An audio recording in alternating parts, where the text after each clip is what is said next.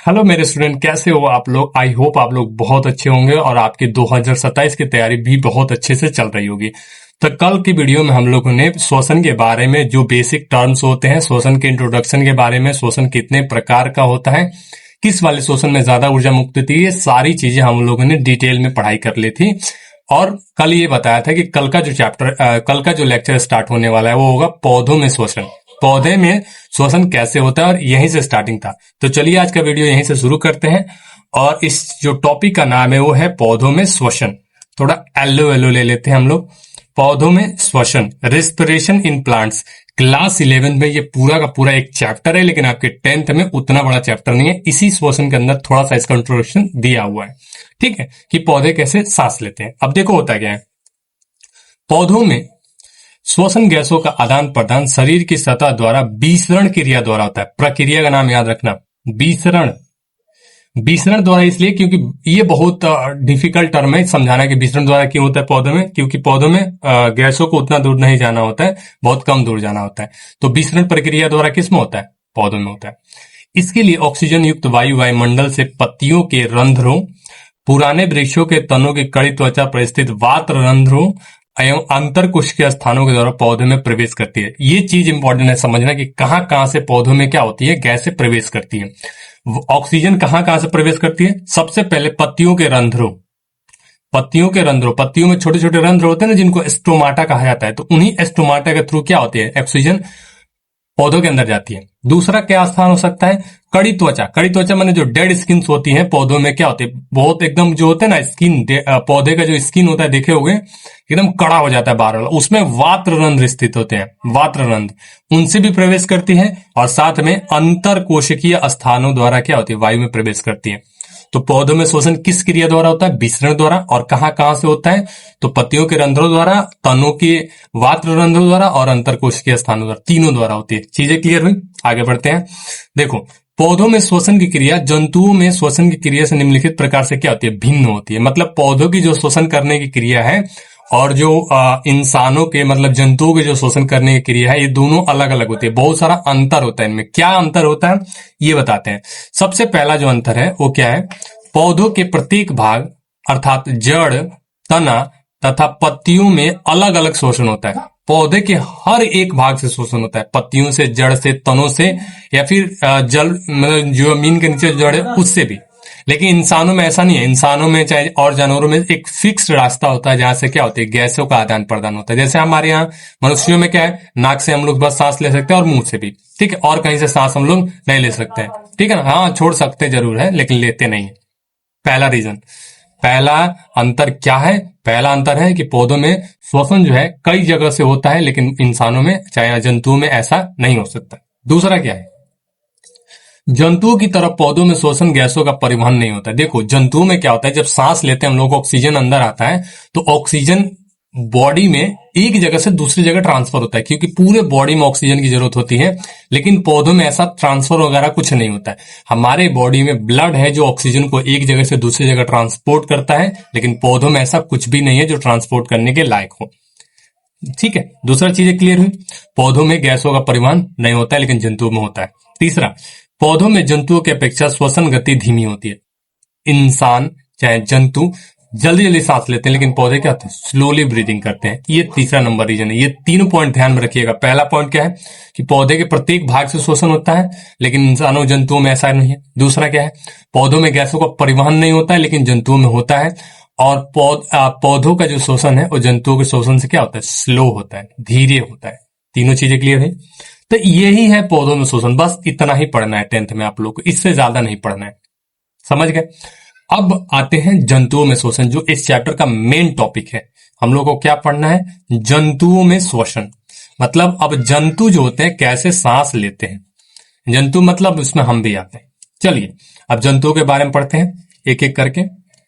क्या है तीनों चीज, निम्न श्रेणी के जंतु जैसे एक कोशिकीय जीव, अमीबा, पैरामीशियम, श्वसन गैसों का आदान प्रदान कोशिका झिल्ली से विसरण क्रिया द्वारा करते हैं। ध्यान में रख के एक चीज समझ लो क्या बोल रहा हूं। निम्न श्रेणी के जंतुओं जैसे एक कोशिकीय जीव, एक कोशिकीय जीव, यहां पे एग्जांपल बताया है अमीबा का और पैरामीशियम का। इनमें जो शोषण होता है कैसे होता है कि कोशिका झिल्ली से विसरण क्रिया द्वारा सिंपली इनके अंदर क्या होता है, गैस ऑक्सीजन जाता है और कार्बन डाइऑक्साइड बाहर निकाल आता है, बस इसी क्रिया को बोलते हैं विसरण। चीजें क्लियर हुई? एक कोशिकीय जीवों में विसरण द्वारा शोषण होता है। अब निम्न श्रेणी के बहुकोशिकीय जीवों में, पॉइंट दोनों एकदम बिहार बोर्ड का ना, ये जो चैप्टर्स है ना बहुत इंपॉर्टेंट है और कोई ऐसा पढ़ाता भी नहीं है कि डिटेल में जाके घुस के अंदर तक पढ़ा है। मैं इसलिए बता रहा हूं ये चीजें क्योंकि यहां पे जो ऊपर वाला लाइन बोला था, निम्न श्रेणी के जंतु एक कोशिकीय जीव, एक कोशिकीय कौन है, अमीबा है, पैरामीशियम है। और जो दूसरे पॉइंट में बोल रहा है निम्न श्रेणी के बहुकोशिकीय जंतु, जैसे हाइड्रा जो है ना निम्न श्रेणी का ही जंतु है लेकिन बहुकोशिकीय होता है। ये चीजें बहुत डीप में होती है, थोड़ा ध्यान से पढ़ना इन चीजों को और लिखते जाओ कॉपी में लाइन बाय लाइन, एक एक नोट सब कुछ में। श्वसन गैसों का आदान प्रदान शरीर की सतह से विसरण के द्वारा होता है। देखो, एक कोशिकीय जीवों में भी विसरण द्वारा होता है और बहुकोशिकीय जीवों में भी विसरण द्वारा होता है, लेकिन कब, जब जीव जो है निम्न श्रेणी को, मतलब छोटे कैटेगरी के जो जीव होते हैं। अब उच्च श्रेणी के जंतुओं में जैसे पक्षी हो गए, रेप्टिलिया हो गया, मैमेलिया हो गया, ये सारे जीव जो है अपने जीवन संबंधी कार्यकलापों के लिए अधिक ऊर्जा की आवश्यकता होती है। ज्यादा ऊर्जा के उत्पादन के लिए इन्हें अधिक ऑक्सीजन की जरूरत होती है। इसके लिए इन्हें शरीर के विशेष प्रकार के श्वसन अंग पाए जाते हैं। जो बड़े श्रेणी के जंतु हैं उनमें क्या होते हैं, श्वसन अंग पाए जाते हैं। इनमें विसरण क्रिया द्वारा काम नहीं चलता है। विसरण क्रिया द्वारा श्वसन गैसों का आदान प्रदान कम जगह तक हो सकता है, लेकिन बड़े जीवों में विसरण क्रिया से क्या होता है, श्वसन पॉसिबल नहीं है। इसके लिए विशेष क्या होते हैं, श्वसन अंग पाए जाते हैं। और बहुत हायर एनिमल में श्वसन तंत्र भी पाए जाते हैं। समझ गए?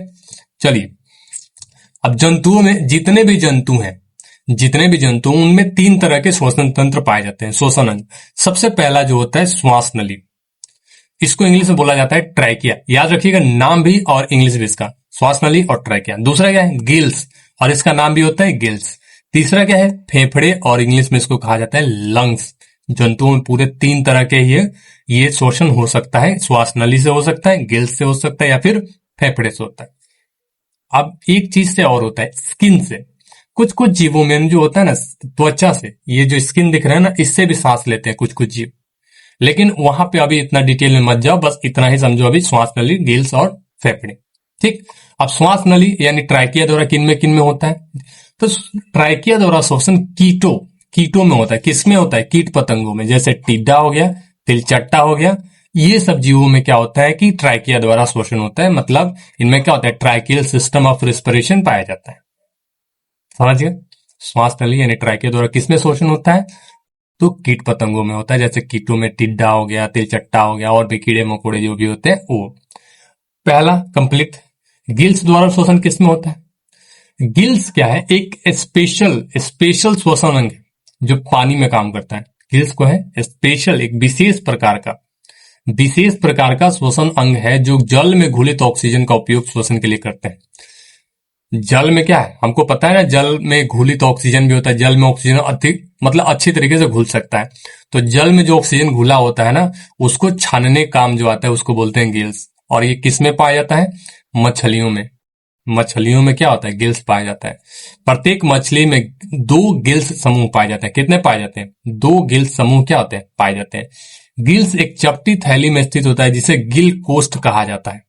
गिल्स जो है, देखोगे मछलियों के दोनों साइड में क्या होता है, एक इस तरह से हटाओगे, ऊपर उठाओगे तो देखोगे एक कटोरी नहीं है, वहां खाली स्थान रहता है, उसको गिल कोष्ठ कहा जाता है। उसी में दोनों बगल गिल्स क्या होते हैं, स्थित होते हैं। रेड होते हैं इस तरीके से, उसमें क्या होते हैं, पट्टिकाएं होती है कई को, ठीक है ना, इस तरीके से। प्रत्येक गिल कोष्ठ में कई गिल पट्टिकाएं होती है। समझिए? अब कुछ अकशेरुकीय जंतु जैसे झींगा और सीप में भी क्या होता है, जलीय शोषण गिल्स द्वारा ही होता है। झींगा में और सीप में भी मछलियों की तरह जो शोषण होता है, किससे होता है, गिल्स के द्वारा। इस प्रकार के शोषण को जलीय शोषण मतलब एक्वेटिक रेस्पिरेशन कहा जाता है। गिल्स द्वारा शोषण समझ में। गिल्स जो होते हैं मछलियों के साइड में स्थित होते हैं, जिससे क्या होता है कि वो क्या करते हैं, ऐसे पानी पीती है, और पानी पीने के बाद क्या है कि जो गिल्स होते हैं उसके जो अंदर गिल पट्टिकाएं होती है उसमें से ऑक्सीजन खींच लेती है और बाकी पानी को क्या करती है, बाहर निकाल के फेंक देती है। उनको और कोई मतलब नहीं है। या फिर गिल्स के रास्ते से होते जाते हैं और फिर उसी रास्ते से क्या होता है, बाहर निकल आते हैं। चीजें क्लियर हुई? पहला क्या है, पहला है श्वास नली ट्रैकिया वाला, दूसरा क्या है गिल्स वाला, अब तीसरा आता है फेफड़ा वाला। फेफड़ा जो है मैक्सिमम जीवों में पाए जाने वाला चीज है, मैक्सिमम जीवों में पाए जाने वाला जो श्वसन अंगों का ना फेफड़ा है। उप संघ वर्टिब्रेटा, किसमें वर्टिब्रेटा के उच्च वर्गीय जंतुओं में श्वसन के लिए फेफड़ा पाया जाता है, जो वायवीय श्वसन उपयोग में आता है। फेफड़ा जो है किस प्रकार का श्वसन दिखाता है, वो दिखाता है वायवीय श्वसन। अब किसमें किसमें पाया जाता है, वर्ग एम्फीबिया में, अभी बता रहे थे ना, आ भी गया। वर्ग एम्फीबिया, एम्फीबिया का एग्जाम्पल होता है मेढक। एम्फीबिया में फेफड़े के अतिरिक्त त्वचा तथा मुख ग्रसनी से भी शोषण होता है। याद रखिएगा, मेढक में श्वसन जो है फेफड़ा भी होता है, स्किन से भी होता है, और साथ में मुख तथा ग्रसनी से भी होता है। चीजें क्लियर हुई। एम्फीबिया में क्या है कि मेढक में जो शोषण होता है किसमें होता है, त्वचा से और मुख से, ग्रसनी से भी होता है। रेप्टिलिया में कैसे शोषण होता है, रेप्टिलिया से सर्प हो गया, लिजर्ड हो गया, कछुआ हो गया, मगरमच्छ हो गया, ये सारी चीजें उच्च वर्गीय सेरेटिसिटा और मेलिया, इस सब में क्या होता है, शोषण सिर्फ फेफड़ों द्वारा ही होता है। इनमें क्या होता है, श्वसन किसी और तरीके से नहीं हो सकता, सिर्फ और सिर्फ किससे होता है, फेफड़ा के द्वारा। स्पेशल केस है मेंढक, मेंढक में स्किन द्वारा, फेफड़ा द्वारा, त्वचा द्वारा, मुख द्वारा, सब। ठीक है, अब मानव श्वसन तंत्र के बारे में पढ़ते हैं। मानव श्वसन तंत्र क्या होता है, कौन कौन से चीजें इसमें क्या होती है, शामिल होती है। मानव श्वसन तंत्र क्या क्या चीजें मिलकर बनाती है। सबसे पहला है नासिका छिद्र, इंग्लिश में इसको कहा जाता है नॉस्ट्रिल्स। ये जो दोनों छेद देख रहे हो ना नाक का, इसको बोलते हैं नासिका छिद्र, इंग्लिश में बोलते हैं नॉस्ट्रिल्स। दूसरा क्या है, स्वर यंत्र या लैरिंग्स, ये स्वर यंत्र या लैरिंग्स, ये हुआ, फिर ये हुआ, फिर श्वास नली या ट्रैकिया, ये जो उसके नीचे वाला जो पोर्शन ये देख रहे हो, इसको हम लोग बोलते हैं श्वास नली या ट्रैकिया। उसके बाद जो है, उसके बाद आता है फेफड़ा। उसके नीचे जो श्वास नली होते हैं कहाँ जाती है, दोनों चेस्ट में, और चेस्ट में क्या होते हैं स्थित, फेफड़ा। तो ये सारे अंग मिलकर हमारे श्वसन तंत्र को बनाते हैं। मनुष्य में श्वसन अंग कौन कौन है, नासिका छिद्र है, स्वर यंत्र लैरिंक्स है, ट्रैकिया है, और साथ में फेफड़ा है। अब एक एक करके सबके बारे में पढ़ते हैं कौन क्या होते हैं। ठीक है, सबसे पहले नासिका, नोज के बारे में पढ़ना है कि क्या होता है नोज। नासिका मुख द्वार के ठीक ऊपर स्थित होती है और इसमें दो गोलाकार छिद्र होते हैं जो अंदर की ओर दो अलग अलग नासिका विषमों में खुलते हैं। नासिका क्या होता है, मुख द्वार मतलब मुख गुहा के जस्ट ऊपर स्थित होता है, और ऊपर स्थित होने से क्या, इसमें दो गोलाकार छिद्र होते हैं जैसे आप लोग देख पा रहे होगे, ठीक है ना। और जो अंदर क्या होते हैं, दो अलग अलग नासिका विषमों में खुलते हैं, राइट और लेफ्ट में। पहला पॉइंट। दूसरा पॉइंट क्या है, दोनों नासिका विषम नासा पट्टिका नेशल सेप्टम के द्वारा एक दूसरे से पृथक होते हैं। जो दोनों नासिका छिद्र है ना, इनके बीच में देखोगे यहाँ पे एक हड्डी होती है जिसको हम लोग क्या बोलते हैं, नासा पट्टिका। ठीक है, और ये नासा पट्टिका क्या होती है, इन दोनों को अलग अलग भागों में बांटती है, लेफ्ट और राइट में। समझ गए। नासिका विषम का छोटा अग्रभाग जिसमें बाह्य नासिका छिद्र खुलता है प्रघ्राण कहलाता है, प्रघ्राण या वेस्टिब्यूल कहलाता है। क्या जो नासिका छिद्र है ना, यहाँ पे जस्ट इसके नासिका छिद्र के पीछे वाला भाग, मतलब यहाँ पे ये वाला जो भाग है उसको हम लोग बोलते हैं प्रघ्राण क्षेत्र, प्रघ्राण क्षेत्र। और प्रघ्राण क्षेत्र के पीछे नासा विषम का छोटा ऊपरी भाग घ्राण क्षेत्र तथा निचला भाग श्वसन क्षेत्र कहलाता है। ये जो ऊपरा वाला इसके प्रघ्राण क्षेत्र, फिर क्या होता है घ्राण क्षेत्र, फिर क्या होता है श्वसन क्षेत्र। मनुष्य में घ्राण क्षेत्र अत्यंत छोटा होता है जिसके कारण मनुष्य में सूंघने की क्षमता कुछ निम्न स्तनधारियों की अपेक्षा कम होती है। मनुष्य में ध्यान से देखोगे तो हमारा नाक जो यहाँ पे है, ये क्या है, इसका साइज बहुत छोटा है, बहुत एरिया कम है। जो घ्राण क्षेत्र क्या होता है, घ्राण माने होता है सूंघना, किसी चीज का सुगंध। ठीक है, हम लोगों में एरिया ये छोटा होता है, इसीलिए क्या है, हम लोगों में सूंघने की शक्ति बहुत कम होती है। हम लोग उतना तेज से नहीं सूंघ सकते हैं जितना तेजी से कोई निम्न स्तनधारी जंतु सूंघ सकते हैं, जैसे कि कुत्ता हो गया या फिर बिल्ली हो गया। देखियो ना, कहीं कहीं कुत्ते को ट्रेनिंग दिया रहता है, सूंघ के बताता है सबके कहाँ क्या चीज है। एक बार जो कुत्ता गंध पा लेता है वो क्या है कि कभी नहीं बोलता, वो हवा में उसका गंध क्या करता है, सूंघ के पता लगा लेता है कोई चीज कहाँ पे है। जैसे पुलिस में, आर्मी में, सब में रखा जाता है। ठीक है, बिल्लियों में देखियो, घर में कुछ भी बन रहा हो तो बिल्ली पता नहीं कहां से सूंघ के पहुंच जाती है सब। ठीक है, तो उनमें जो होता है ये वाला एरिया बड़ा होता है, ग्रहण क्षेत्र क्या होता है, बड़ा होता है, इसलिए उनमें सूंघने की शक्ति भी क्या होती है, ज्यादा होती है। ठीक। अब नासिका विस्म जो होते हैं अंदर की ओर ग्रसनी, अंदर की जो ग्रसनी में कंठ द्वार के ठीक नीचे एक छोटी रचना होती है जिसे लैरिनिक्स कहा जाता है, में खुलती है। लैरिनिक्स पीछे की ओर किस में खुलते हैं, श्वास नली में। जो नासिका विस्म है वो कहाँ खुलते हैं, नासिका विस्म अंदर आके लैरिनिक्स में, और लैरिनिक्स कहाँ आके खुलते हैं, श्वास नली में। अब श्वास नली क्या होती है, ट्रैकिया। ट्रैकिया की लंबाई करीब 11 सेंटीमीटर होती है जिसका व्यास लगभग 16 mm का होता है। ये वाला जो एरिया है ना 11 सेंटीमीटर का होता है और व्यास कितना होता है, 16 सेंटीमीटर का होता है। नीचे की ओर ट्रैकिया वक्ष हुआ में पहुंचती है जहां ये विभाजित होकर दो श्वसनियों में बट जाती है। दो श्वसनियों में क्या होती है, बट जाती है। ट्रैकिया नीचे की ओर जाती है और जैसे फेफड़े में जाती है तो क्या होती है, दो अलग अलग ब्रांचेस में क्या होती है, बट जाती है, जिनको श्वसनी कहा जाता है। प्रत्येक श्वसनी फेफड़े में प्रवेश करके तुरंत श्वसनिकाओं में बट जाती है। अब जो श्वसनी है दो बटी और दोनों एक एक फेफड़े में चली गई और दोनों अलग अलग पार्ट में विभाजित हो गई, उनको कहा जाता है श्वसनिका, श्वसनिकाओं में विभाजित हुई। ठीक है, प्रत्येक श्वसनिका फिर पतली शाखाओं में बढ़ जाती है जिन्हें वायुकोष्ठिका वाहिनिका कहते हैं, वाहिनियां कहते हैं। सबसे पहले जो है ट्रैकिया किसमें बढ़ती, श्वसनियों में।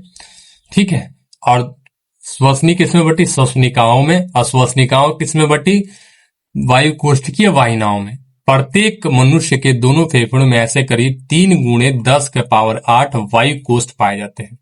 एल्वियुलर डक्ट पाए जाते हैं और एल्वियुलर डक्ट जा किसमें खुलते हैं, वायुकोष्ठ में खुलते हैं। और प्रत्येक फेफड़े में दोनों फेफड़े में मिलाकर 3 गुणे 10 के पावर, ठीक है ना, 10 के पावर 8 वायुकोष्ठ क्या होते हैं, पाए जाते हैं। मतलब 3 लाख करीब 1.5 लाख दोनों में क्या होते हैं, वायुकोष्ठ पाए जाते हैं।